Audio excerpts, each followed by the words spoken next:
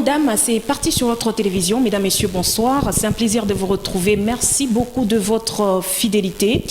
Processus électoral en République démocratique du Congo. Nous en parlons encore ce soir sur ces plateaux de Grande Dame. Quid de l'implication de la femme dans ces processus électoraux. Et pour aborder la question, nous recevons pour vous Madame Viviane Massengo. Elle est présidente interfédérale du Mouvement des Congolais Unis, MCU, parti cher à Jean-Paul Chivuila Ilunga. Bienvenue à vous, très chers téléspectateurs. Merci de nous rejoindre. Bienvenue également à vous, Madame Viviane. Merci beaucoup, Madame. Et surtout, c'est un plaisir pour moi d'être invitée sur ce beau plateau. Finalement, vous êtes là. Vraiment, je suis là. Vraiment, l'agenda était tellement chargé. On ne faisait qu'appeler Madame Viviane, mais bon, elle était en train de vaquer d'abord à d'autres occupations, toujours au service de sa nation. Vraiment, toujours. En tout cas, c'est encourageant. Alors, comment se porte la politique ici chez nous, en République démocratique du Congo? Actuellement, la politique de notre pays se porte mieux qu'il y a 10 ans, il y a 5 ans. Parce que nous remarquons quand même qu'il y a assez d'évolution par rapport au temps passé. Et ce qui domine l'actualité politique dans notre pays actuellement, comme vous le savez, c'est une année électorale. Il y a les processus électoraux et des opérations d'enrôlement qui ont déjà débuté. Et aussi la situation sécuritaire à l'est de notre pays. Je pense que ce sont les deux points saillants qui dominent vraiment l'actualité dans notre patrie. Les processus électoraux en République démocratique du Congo, c'est d'ailleurs ça le thème du jour. Avant d'entrer dans les vifs de ces thèmes, Madame Viviane, comment vous avez trouvé la loi électorale pour les élections, les prochaines élections, par rapport à la place de la femme accordée par la Commission électorale nationale indépendante? En fait, nous avons noté quand même quelques innovations qui sont aussi favorables par rapport à la femme. Oui. Entre autres, la plus pertinente, c'est celle qui donne la chance à cette femme. Si dans un parti politique, sur une liste, dans une circonscription électorale, un parti pouvait parvenir à aligner 50% des femmes, et cette liste-là sera exemptée par rapport à la caution. C'est vraiment une innovation majeure que nous avons pu épingler, et qui est vraiment le fruit d'un grand travail de beaucoup d'organisations de femmes, de droits de femmes qui ont plaidé jour et nuit pour que cela puisse être inscrit dans cette nouvelle loi électorale. C'est vraiment une opportunité en or, n'est-ce pas? Oh, pas du tout. C'est pas vraiment une opportunité. C'est pas. Comment ça? Mais ça n'arrive pas. Ça n'arrive. En 2018, vous vous êtes présenté aux échéances. C'était pas la même chance qu'on avait accordée à la femme, n'est-ce pas? Bien sûr, c'est une occasion en or, comme vous pouvez le dire, mais pas du tout, parce que ce n'est pas un gâteau sur un plateau qu'on nous a offert. Ça demande aussi du travail. Très bien. Nous avons encore un grand travail. Où trouver ces femmes-là, les 50% à mettre sur la liste? Ce n'est pas facile parce qu'il y a beaucoup de enjeux, il y a beaucoup de freins que je pense que nous en avons même parlé, lors de notre émission avec vous. Dans la politique, nous connaissons encore ces problèmes-là. Et ce n'est pas aussi facile, mais nous sommes en train de travailler dans nos partis politiques parce que jusqu'à ce jour, les candidatures s'enregistrent pour les prétendants candidats à différents scrutins. Et nous sommes en train de travailler si nous pouvons arriver à cela. Mais ce n'est pas du tout facile parce qu'il y a des enjeux, il y a de freins, comme je le disais. Ce n'est pas facile, vous l'avez dit. Affronter l'électorat. Oui. Affronter les élections, ce n'est pas chose facile. Et quels sont, selon vous, les défis que devrait cette fois-ci relever la femme pour que la représentation de la femme soit finalement effective dans la politique? Parce que celles qui sont là déjà, on ne les sent presque pas, Madame Viviane, on ne les voit presque pas. Alors, quels sont les défis que la femme devrait, en priorité, bien évidemment, relever cette fois-ci pour qu'on puisse en tout cas sentir son implication? C'est très important, c'est pour cela que nous continuons à travailler. Nous travaillons, nous, les femmes leaders, qui sommes déjà sur la scène politique d'une manière active. Mais nous avons remarqué quand même qu'il y a une évolution par rapport il y a 2 ans, 3 ans, il y a 5 ans. Il y a quand même une évolution. Nous voyons actuellement nous pouvons parler le cas de mon parti. Il y a une femme à la tête du parti au niveau de la province. Vous êtes à compter. Vous n'êtes pas nombreuses. C'est déjà un pas, il y en a tant d'autres. Il y en a tant d'autres, mais on ne les voit pas, Madame Viviane. Il y en a, c'est à vous, les journalistes, d'aller vers elles, même si on va vers elles, même si on va... D'ailleurs, les hommes disent que vous êtes seulement complexés. Voilà pourquoi vous ne voulez pas apparaître. Non, pas du tout, pas du tout. Complexé par rapport à quoi? Le problème, et c'est vous aussi, les femmes journalistes qui êtes dans ces métiers-là, vous devez aussi aller vers ces femmes-là. Parce qu'actuellement, je vois, nous sommes dans des plateformes de l'Union sacrée, des plateformes politiques. Là, nous sommes en rencontre avec beaucoup de partis politiques. Il y a actuellement beaucoup de femmes à la tête des partis politiques, que ce soit au niveau urbain, que ce soit au niveau provincial.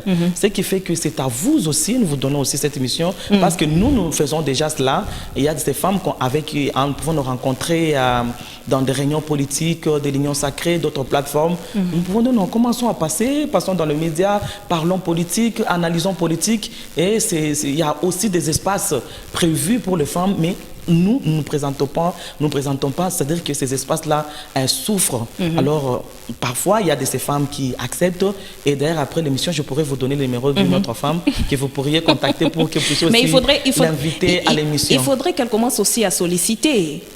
Parce qu'il faut se battre. Vous venez de dire que ce n'est pas un gâteau qu'on vous a offert sur un plateau. Il faut se battre. Alors, apprenez d'abord à apparaître. Parce que lorsque vous n'apparaissez pas, c'est difficile de savoir comment vous réfléchissez pour finalement vous faire confiance, Madame Viviane. Et parfois, on peut parler de complexe, mais pas du tout un problème de complexe. C'est un problème aussi socio-culturel par rapport à nos milieux où nous avons grandi, comment la femme appréhendait les médias. Comment elle pouvait, pour elle, c'est une exposition, tout le monde la verra. Et la politique, parfois, il faut en parler, on est en coulisses, il faut donner ses idées et que ça ne soit pas public. Un peu de ce genre de tabous-là, par-ci, par-là, c'est encore en train un peu de freiner les choses. Mais je pense avec le travail qu'on est en train de faire déjà sur le terrain et que les femmes d'abord ont accepté déjà d'adhérer au parti politique. Parce que, comme vous avez demandé, là, quels sont les défis à relever pour que nous puissions arriver à la représentation de la femme. Parce que nous sommes en train de travailler. Si vous voyez, par exemple, au début des opérations d'enrôlement dans notre ère opérationnelle, qui était la deuxième, nous sommes passés dans les différents médias, des médias en ligne, des médias audiovisuels, pour plus inviter la femme à s'enrôler massivement. Parce que nous avons besoin d'avoir cette femme-là dans des instances de décision. Nous avons besoin de voir cette dame-là députée, ministre, gouverneur, sénatrice, DG, pourquoi PCA. Pas présidente de la République. Pourquoi pas présidente de la République, PCA. Nous avons besoin de voir ces femmes-là. Mais actuellement, dans notre pays, pour arriver à cela, il faut passer par la politique. Mais quand même, les femmes comprennent déjà, parce qu'actuellement, nous voyons beaucoup de femmes qui s'adhèrent. Et c'est déjà cette culture qui devrait commencer aussi dès les bas âges. Mais en étant dans une grande ville comme Lubumbashi, nous ne pouvons même plus vraiment parler de problèmes de scolarisation de la fille. Parce que ça devrait commencer par là. Par là, oui.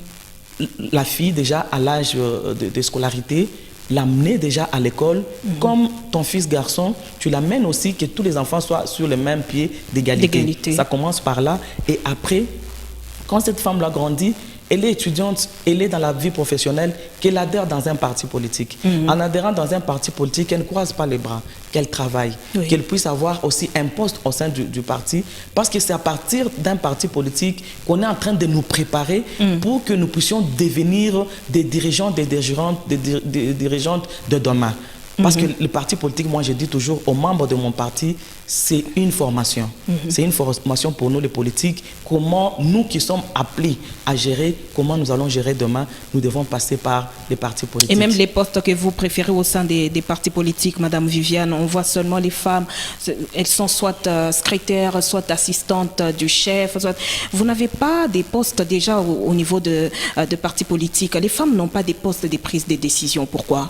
Les postes là sont là, mais nous avons un petit problème comme nous l'avons évoqué. Les femmes se résignent.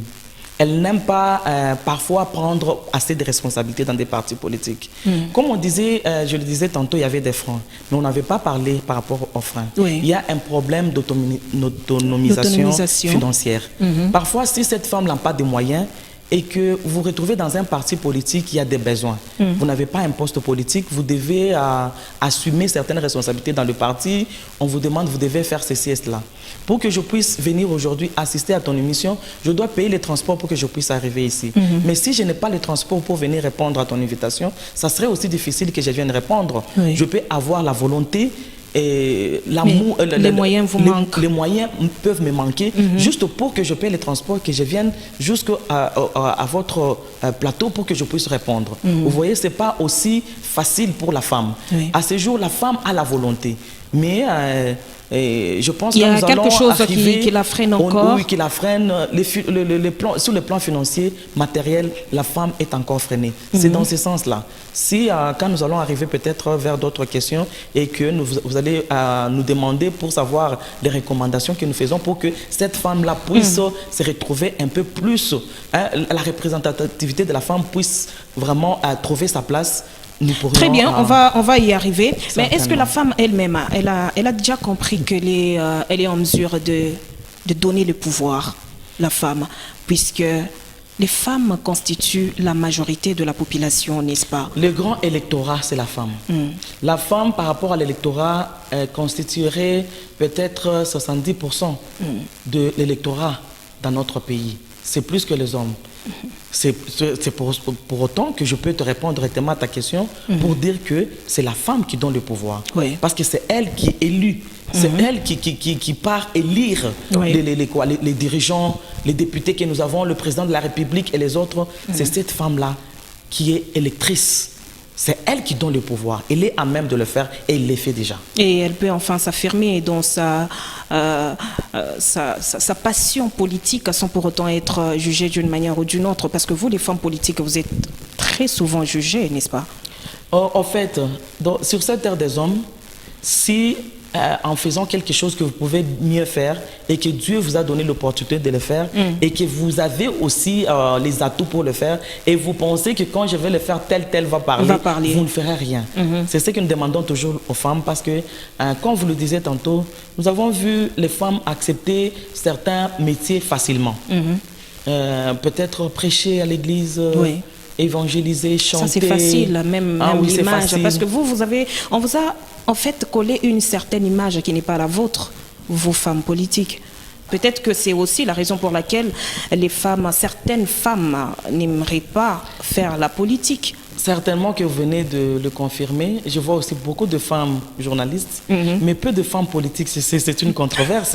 Parce que les femmes qui font très bien le journalisme, parce que quand je suis en train d'analyser dans le domaine journalistique, il y a plus de femmes que d'hommes.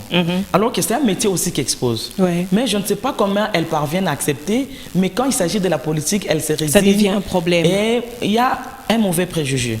Comme vous venez tantôt de le dire, les gens pensent, et il y a eu une mauvaise connotation qui a été liée à la politique en soi, dans notre pays ou bien en général, que la politique c'est un art de mentir. Je ne sais pas si c'est ça la définition qui est dans le dictionnaire. Moi, je ne sais pas d'où vient cette... C'est juste une opinion. Une opinion qui n'est pas vraie.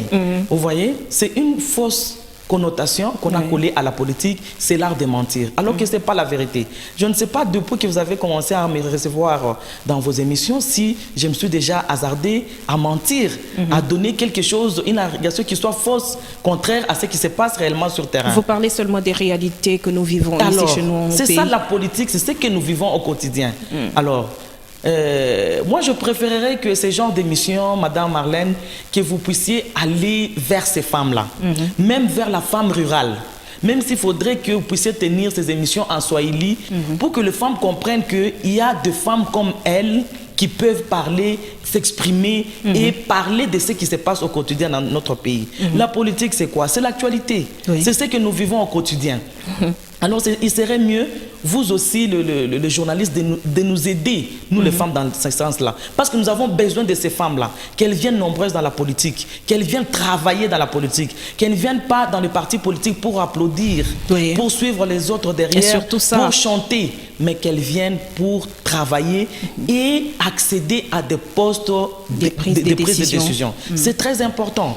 C'est très important. Elles attendent qu'on les appelle, elles attendent qu'on les booste encore. C'est aussi une invitation que je lance à votre endroit, à l'endroit des HK6, que cette émission, que vous puissiez aller la tenir dans les milieux ruraux, que vous puissiez aller vers la base, là-bas, chez cette femme-là qui ne connaît pas parler français, que vous puissiez tenir l'émission dans sa langue, qu'elle comprenne qu'ici, on parle de moi, on parle de mon pays, qu'elle comprenne que ça nous concerne tous. Alors, j'espère que les réalisateurs des Grandes Dames ont compris, hein? Donc, on doit tenir compte de tout ça. Vraiment, merci beaucoup. On vous le promet. Alors, merci. Madame Viviane, c'est quoi votre lecture par rapport au déroulement des opérations d'enrôlement et d'identification dans la deuxième ère opérationnelle, notamment ici chez nous, dans le Haut-Katanga?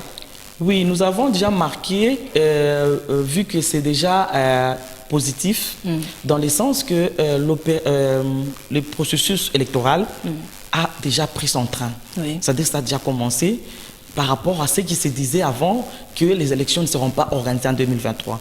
Nous comprenons maintenant et nous avons suivi aussi le ministre des Finances qui nous aurait rassuré que le gouvernement est prêt à financer totalement les processus électoraux du début jusqu'à la fin. Oui. C'est-à-dire qu'on n'aura pas besoin de prêts, on n'aura pas besoin d'un apport extérieur pour que nous puissions organiser ces élections en ce qui concerne les budgets. Alors c'est déjà très important, c'est un atout majeur parce que les élections aussi, pour que ça puisse être organisé, ça demande des moyens. Oui. Et nous avons vu déjà, les calendriers a été donné, bien qu'il y a déjà, nous avons connu un petit retard, le calendrier a été donné et la CENI respecte les calendriers. Les opérations d'enrôlement, comme c'était prévu, ça a été lancé depuis le mois de décembre. Je pense décembre, janvier. Oui, c'était depuis le 25 janvier. Le 25 janvier, dans la première heure opérationnelle et dans la deuxième et aussi même dans la troisième déjà, ça a déjà commencé.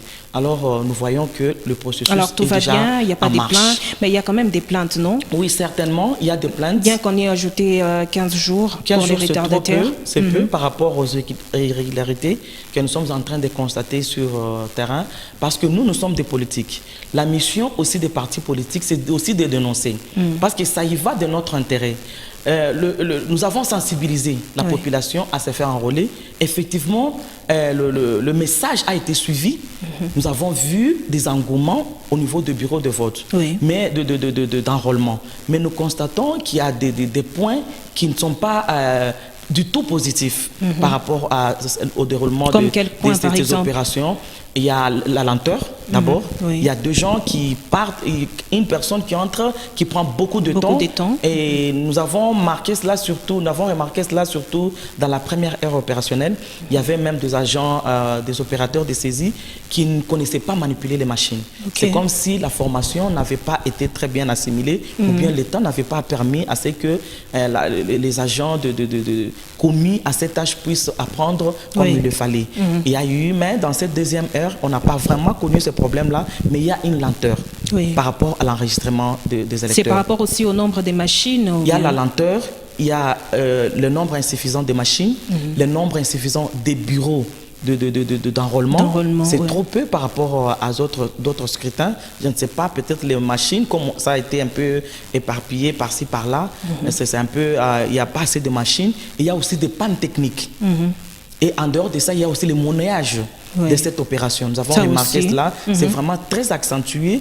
Je pense que le service de sécurité est en train de faire son travail parce que j'ai ouï entendre dans un des centres et qu'on avait mis la main sur un chef de centre et des policiers qui auraient commis ces actes-là. Mais malgré ça, ça continue. Il y a de ces gens-là qui passent des semaines devant des bureaux d'enrôlement, qui font des va-et-vient, qui sèchent leurs activités pour aller se faire enrôler, mais ils rentrent toujours sans carte d'électeur. Autant de jours, parfois tôt le matin, rentrer tard, ne pas travailler, alors qu'il y a de ces gens-là qui vivent autour du jour, qui doivent aller chercher les Kambeketi, mais il n'y a pas moyen d'aller faire ces navettes. Ils sont vraiment contraints de rester là parce qu'ils ont besoin de la carte. Vous sentez qu'il y a cet amour-là de la population qui est prête à s'enrôler. Alors, ce sont de ces irrégularités-là que nous sommes en train de constater.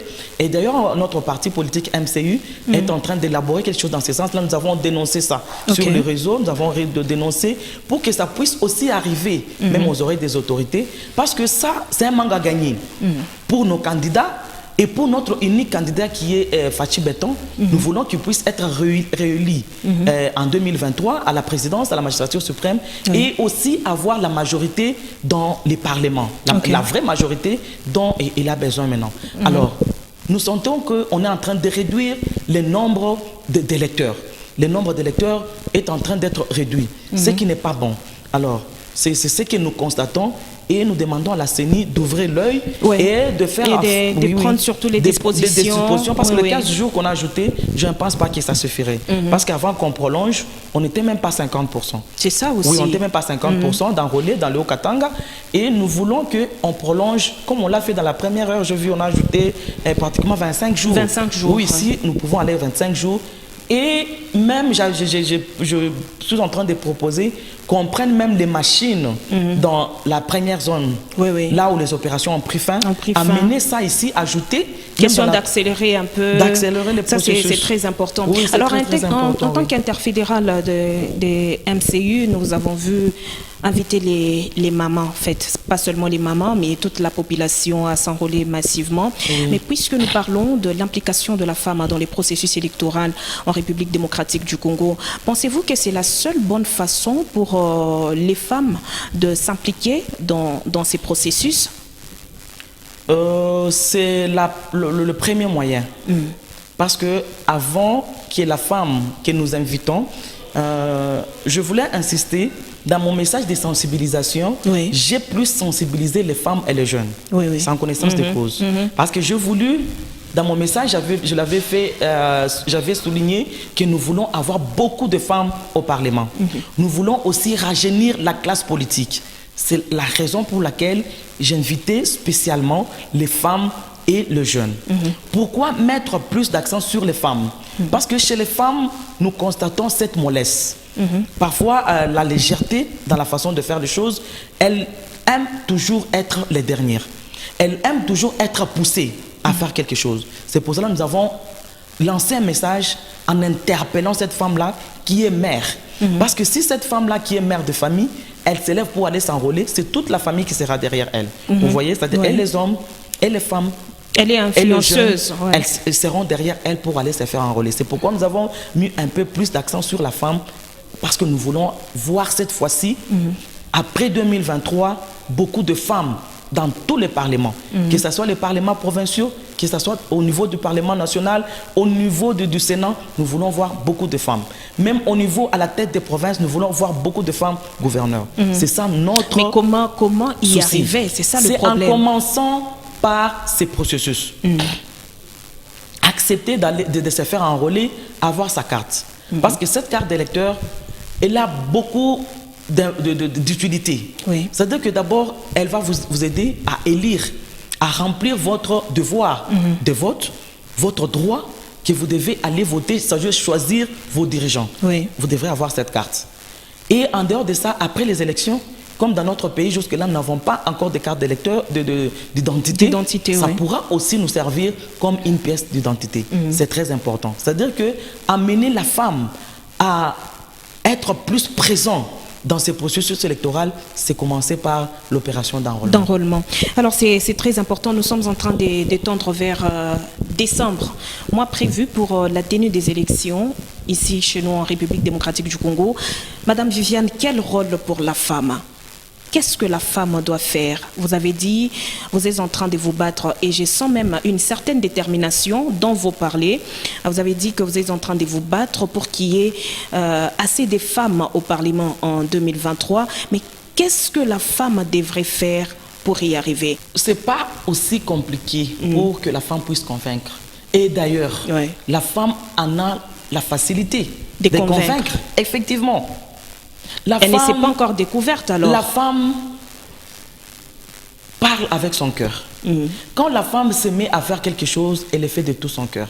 C'est-à-dire qu'à ce jour, si la femme acceptait d'être parmi les candidats, qu'elle soit candidat à différents scrutins, parce que l'élection ici de 2023 a une particularité. On a ajouté notre scrutin. On n'aura pas 3 scrutins comme d'habitude. Nous aurons la présidentielle, nous aurons la députation nationale, provinciale et aussi les municipaux. Les municipaux, oui. Vous voyez, c'est un autre aspect qu'on a ajouté. Les femmes aussi peuvent aussi s'élancer dans ces scrutins-là. Parce que c'est un scrutin que beaucoup négligent. Comme beaucoup d'hommes partent au niveau de la députation, j'aimerais aussi inviter les femmes qui pensent que peut-être nous avons des moyens qui sont minimes, qui sont limités, oui. Que ces femmes-là puissent aussi aller du côté municipal, que nous puissions avoir beaucoup de conseillères municipales, femmes conseillères. Vous voyez, c'est très important. Oui. Alors, comment la femme va y arriver? Effectivement. Elle a la facilité de convaincre. Moi, je pense que si la femme se mettait au travail, même sans beaucoup de moyens, c'est possible que la femme puisse remporter les élections. C'est possible, parce que la femme a cette capacité-là de convaincre. Que nous, les femmes, nous puissions d'abord mettre les préjugés à côté. Comment on va te traiter? Comment on parlera de toi? Mais toi, allez-y d'abord. Même si tu échoues, nous étions aux élections la fois passée. En 2018, oui. nous sommes parmi des candidats malheureux. Et cela ne nous a pas découragés pour que nous puissions continuer le chemin de la politique. Oui. Nous avons continué, nous allons encore postuler, nous serons encore là en train de travailler dans les partis politiques. Nous serons en train de travailler. Alors, que cette femme-là s'élève. Oui. Qu'elle s'élève parce qu'elle est déjà là, majoritaire, comme électrice. Elle est déjà majoritaire même dans des partis politiques. Il y a beaucoup de femmes. Mais qu'elle s'élève, qu'elle prenne les postes de prise des postes de responsabilité, même au sein du parti. Qu'elle puisse faire entendre sa voix, qu'elle donne les idées, qu'elle se fasse importante, oui. Qu'elle se fasse considérable. Et je pense que même le président des partis politiques, les autorités morales, quand ils vont réellement voir que cette femme travaille au sein du parti politique, même si vous n'êtes pas passé au mandat électoral, vous pouvez même être nommé. Oui. Alors, vous êtes déjà consciente que vous constituez la majorité de la population et que vous avez la possibilité de donner le pouvoir. D'ailleurs, vous l'avez dit, c'est la femme qui donne le pouvoir. Certainement. Pourquoi ne pas se soutenir entre femmes? Parce que je vois quand même des femmes, entre autres vous, Madame Viviane, pourquoi ne pas vous soutenir? Pourquoi les femmes, d'autres femmes ne vont pas vous soutenir pour vous voir finalement à la tête et même moi aussi province, soutenir les autres femmes. Il n'y a pas de problème, oui. Vice-versa. Oui. Alors, il y a aussi un problème de manque de confiance entre nous femmes.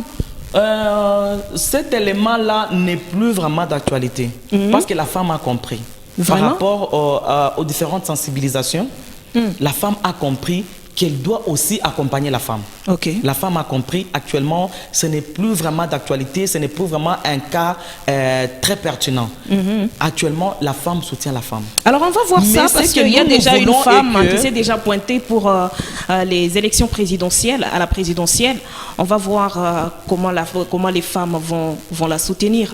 En fait, au niveau de la présidence, parce que cette femme qui se retrouve dans un parti politique, son parti a déjà une position. Vous voyez, son parti a déjà un candidat. Ça sera difficile qu'une femme, parce qu'elle est femme, et qu'une autre femme s'est présentée comme candidate, que toutes les femmes de tous les partis politiques puissent aller à soutenir cette femme-là. Okay. Ça sera compliqué parce que chaque parti politique aura sa position, aura son candidat président de la République, et c'est une ligne de conduite qui sera, un temps qui sera donné au sein du parti. Nous soutenons tel candidat. Comme nous, à l'Union Sacrée, nous savons déjà que c'est Félix Tshisekedi ou rien. C'est-à-dire que Madame Viviane, comme électrice, elle ne pourra pas élire une autre femme qui est candidate au niveau de la magistrature suprême parce qu'elle est femme. Elle a déjà son parti politique. Mais nous allons quand même soutenir. Nous allons l'encourager pour qu'elle puisse postuler, qu'elle puisse battre campagne. Parce que nous avons vu beaucoup de femmes, même en 2018, il y a eu une femme, si je ne m'abuse pas, il y a eu une femme qui avait postulé, mais elle n'a pas battu campagne. Elle est restée juste au niveau de réseaux sociaux, même pas très active, même pas au niveau de réseaux sociaux. Elle n'était pas du tout active, on ne l'a pas senti, mais elle était seulement un candidat entre guillemets, mais qui n'a pas battu campagne. Elle n'est pas descendue dans des provinces pour se faire connaître à la population. Personne, et beaucoup de le connaissaient de nom, même pas de visage. Vous voyez, nous voulons que quand la femme se met debout pour un scrutin, qu'elle puisse réellement se mettre debout et qu'elle soit sérieuse dans ce qu'elle est en train de faire. Que ce ne soit pas juste un petit jeu là. Non, non, je vais postuler et après, vous-même, vous n'êtes pas convaincu de ce que vous êtes en train de faire. Merci Mais beaucoup. les femmes qui seront des candidates à d'autres scrutins, nous allons les soutenir. Merci beaucoup, Madame Viviane. Ce sera même ça votre mot de la fin. On nous signale que c'est la fin de l'émission. On a même débordé, hein, je suis très sûre. Alors, merci à vous d'avoir répondu à nos questions. Surtout à moi de vous dire vraiment grand merci pour m'avoir invité. Merci à vous, très chers téléspectateurs. C'est la fin de cette émission Grande Dame. Il s'agissait de Madame Viviane Massengo. Elle est présidente interfédérale de Mouvement des Congolais Unis, MCU, parti Paul Chivwila Ilunga. Et avec elle, nous avons parlé de processus électoral en République démocratique du Congo, quid de l'implication de la femme. Merci à vous, très chers téléspectateurs. Le prochain rendez-vous, c'est pour le mardi. D'ici là, prenez soin de vous et à très vite sur votre télévision. Au revoir.